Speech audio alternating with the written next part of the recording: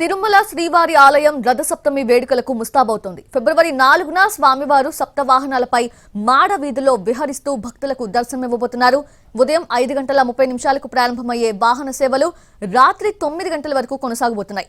రథసప్తమికి ఉన్న ప్రాశస్త్యం ఏంటి, రథసప్తమి రోజున శ్రీవారి ఆలయంలో ఉన్న ప్రాధాన్యత ఏంటి అనే అంశాలపై ఆలయ ప్రధాన అర్చకులు వేణుగోపాల దీక్షితులతో మా ప్రతినిధి Mohan Prasad face to face ఇప్పుడు చూద్దాం. శ్రీవారి ఆలయం రథసప్తమి వేడుకలకు ముస్తాబవుతుంది. ఒకరోజు బ్రహ్మోత్సవంగా పేర్కొనేటటువంటి రథసప్తమి పర్వదినం సందర్భంగా స్వామివారు సప్తవాహనాలపై మాడవీధుల్లో వేరుస్తూ భక్తులకు దర్శనమివ్వనున్నారు.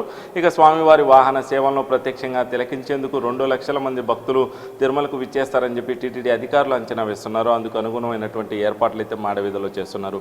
అసలు రథసప్తమికి ఉన్నటువంటి ప్రాధాన్యత, ప్రాశస్త్యం ఏంటి అంటే వివరాలు తెలుసుకోవడానికి మనతో పాటు శ్రీవారి ఆలయ ప్రధాన అర్చకులు ఆగమ పండితులు వేణుగోపాల దీక్షితులు వారు ఉన్నారు. వారిని అడిగి మరి వివరాలు తెలుసుకునే ప్రయత్నం చేద్దాం. సో చెప్పండి, రథసప్తమికి ఉన్నటువంటి ప్రాసెస్. ఓం నమో వెంకటేశాయ. మనకి దేవతలందరికీ కూడా ఉత్తరాయణ పుణ్యకాలము, దక్షిణాయన పుణ్యకాలం అని 2 కాలాలు ఉంటాయి పంచాంగం ప్రకారం. దక్షిణాయన పుణ్యకాలం అంతా కూడా దేవతలందరికీ రాత్రి కాలము, ఉత్తరాయణ పుణ్యకాలము పగలుగా భావిస్తూ ఉంటారు. ఆ యొక్క సాంప్రదాయాన్ని అనుసరించి పంచాంగం ప్రకారం మనకి ఈ వైకుంఠ ఏకాదశి పర్వదినం రోజున ముక్కోటి దేవతలు వైకుంఠంలో స్వామివారిని నిద్ర మేల్కొంటారు. అంటే తెల్లవారుజామున స్వామివారిని దర్శించుకుంటారు. దర్శించుకున్న తర్వాత ఈ మాఘమాసంలో మొట్టమొదటిసారిగా సూర్యోదయం అవుతుంది. కాబట్టి సూర్య జయంతి అనే పర్వదినంగా మనం అందరం హిందూ సాంప్రదాయం ప్రకారం వేడుకగా నిర్వహించుకుంటాం. జిల్లేడాకులు తలపైన పెట్టుకొని ఆ రోజు తలారా సూర్యభగవాన్ని స్మరించుకుంటూ స్నానం చేయడం ఇత్యాది కార్యక్రమాలన్నీ కూడా మనం పండుగలాగా వైభవంగా జరుపుకోవడం జరుగుతూ ఉంటుంది.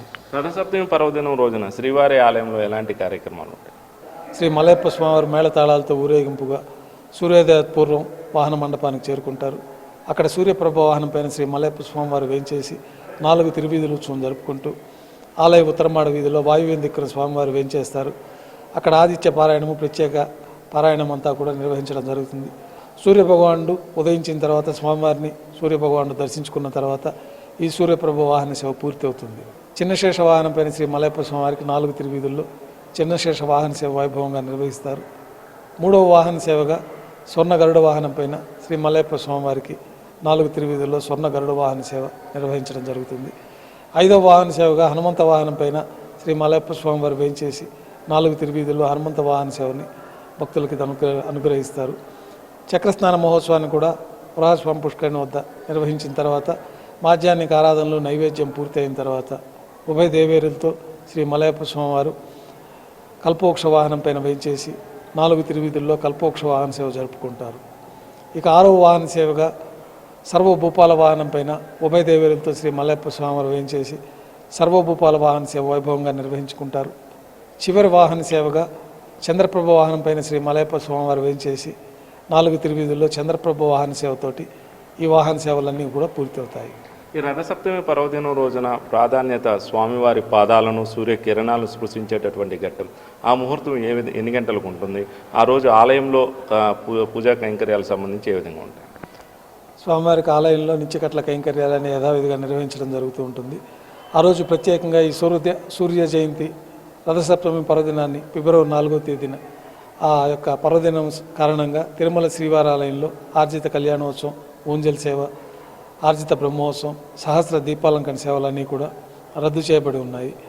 ఆ రోజు మన పంచాంగం ప్రకారం సూర్యోదయం 6 గంటల 44 నిమిషాలకి సూర్యోదయంగా సూచించడం జరిగింది. సూర్యభగవానుడు 6 గంటల 44 నిమిషాలకి ఉదయించి కొంచెం స్వామివారిని సూర్యకిరణాలతోటి పాదాలు స్పృశించి పాదసేవ చేసుకుని దర్శించుకున్న తర్వాత ఈ వాహన సేవ పూర్తయ్యే విధంగా తిరుమల క్షేత్రంలో అనాది నుంచి వైభవంగా నిర్వహించుకుంటూ ఉన్నాము. కెమెరా పర్సన్ శ్రావణ్తో మోహన్ ప్రసాద్, ఎన్టీవీ తిరుమల నుంచి.